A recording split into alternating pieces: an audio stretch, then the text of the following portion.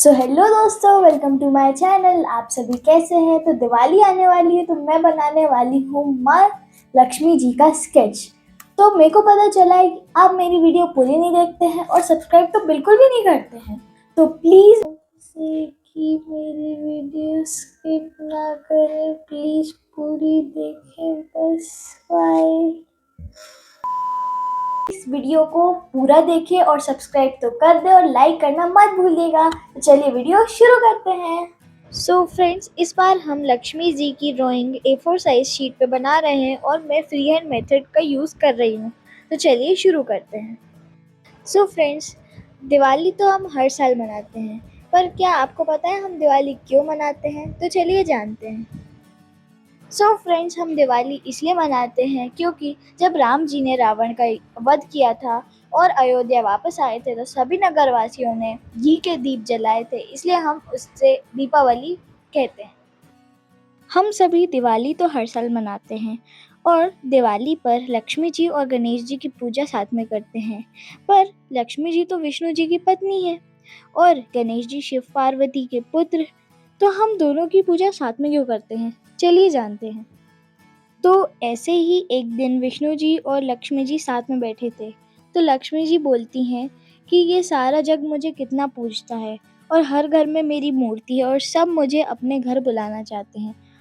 तभी विष्णु जी को लक्ष्मी जी की आंखों में अहंकार दिखाई देता है और ये विष्णु जी को बिल्कुल भी पसंद नहीं आता है।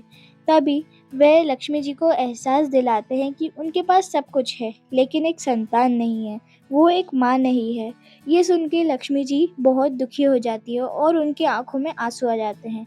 तभी वह अपनी सहेली पार्वती जी के पास जाती हैं और फिर वो पार्वती जी के पास रोते हुए जाती हैं और बताती हैं कि उन्हें कभी माँ बनने का सुख नहीं मिल पाएगा। तभी पार्वती जी बोलती हैं कि तुम उदास ना हो, गणेश आज से तुम्हारा बेटा है और तुम जहाँ भी जाओगे गणेश तुम्हारे साथ रहेगा। और तब से आज तक लक्ष्मी जी जहाँ भी जाती हैं गणेश जी उनके साथ रहते हैं। और ये भी माना जाता है कि गणेश जी बुद्धि और गुड लक के भगवान हैं और लक्ष्मी जी भी उन्हीं के पास रुकती हैं जिनके पास गुड लक और दिमाग होता है। और शायद हम इसीलिए गणेश जी और लक्ष्मी जी की साथ में पूजा करते हैं।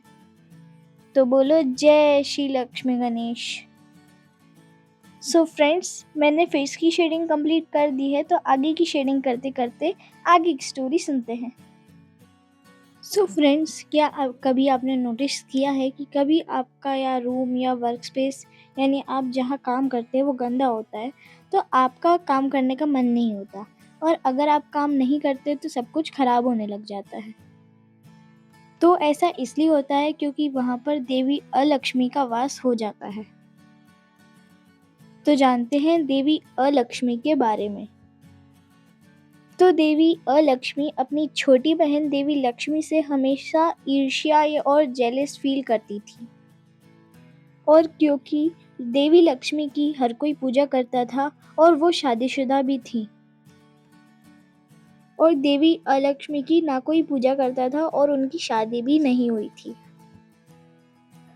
तो देवी अलक्ष्मी लक्ष्मी जी का पीछा करते करते हमेशा आ जाया करती थी और जब कभी भी देवी लक्ष्मी अपने पति विष्णु जी के साथ रहती थी तो देवी अलक्ष्मी बिना बताए ही वहाँ पर प्रकट हो जाती थी। और इस बात से देवी लक्ष्मी बहुत परेशान भी थी और उन्होंने इस बात के लिए देवी अलक्ष्मी को बहुत बार वार्न भी किया था और उन्होंने इस बात के लिए देवी अलक्ष्मी को बहुत बार समझाया, लेकिन वो कभी मानती ही नहीं थी।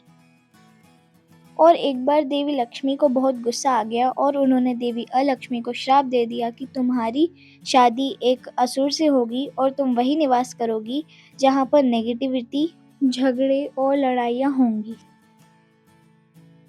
और इसीलिए हमें हमारा वर्क स्पेस, रूम, हाउस सब कुछ साफ रखना चाहिए।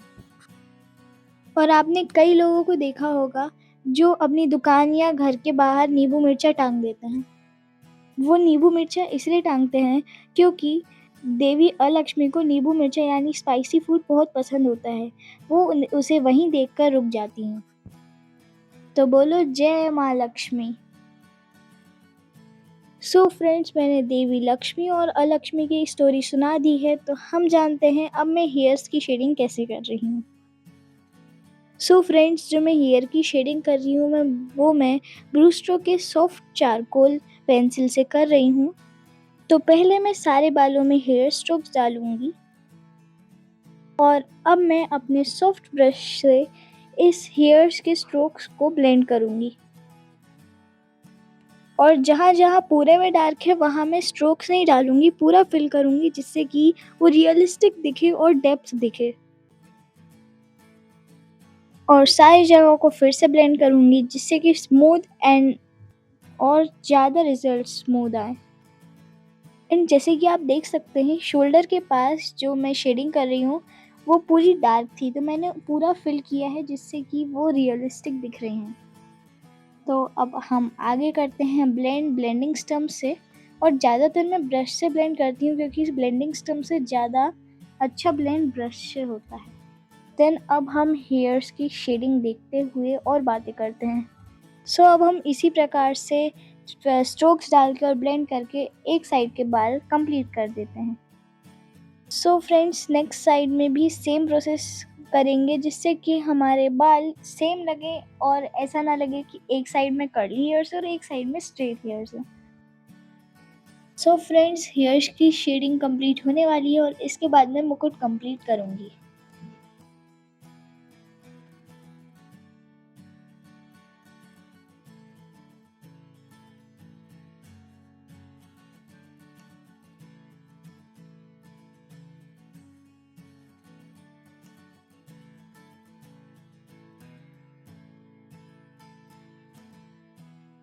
सो फ्रेंड्स, मुकुट की जो डिज़ाइन है उसके आसपास ब्लैक पोर्शन है, तो हम उसके आसपास डार्क ब्लैक पोर्शन करेंगे और जो मुकुट की डिज़ाइन है उसे वाइट करेंगे।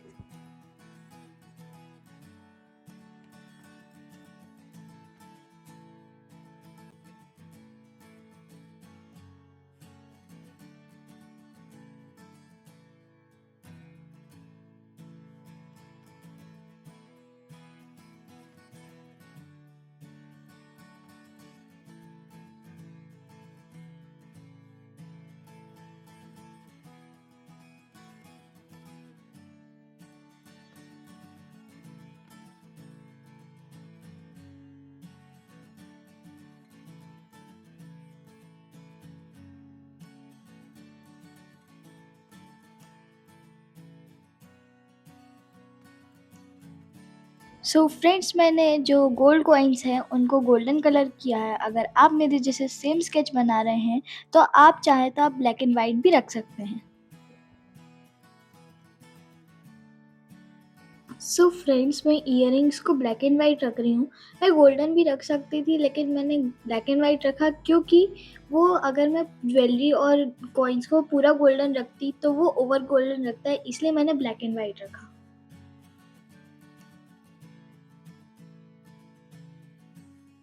सो फाइनली फ्रेंड्स, हमारी ड्राइंग कंप्लीट हो चुकी है।